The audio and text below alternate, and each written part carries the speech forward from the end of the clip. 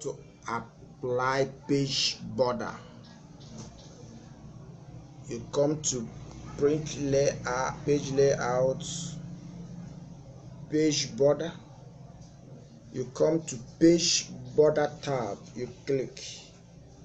Now you come to art, you click art.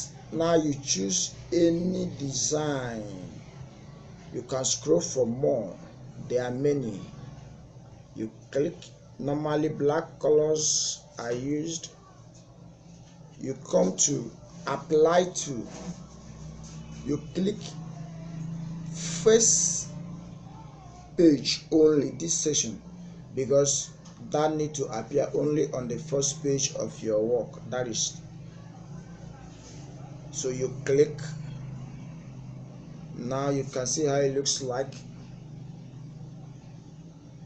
You can set the width, but before you do that, you need to know if it fits the document or the page window before doing that.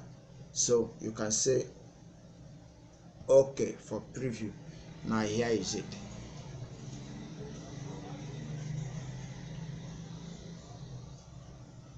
You can reduce the window to see how it appears.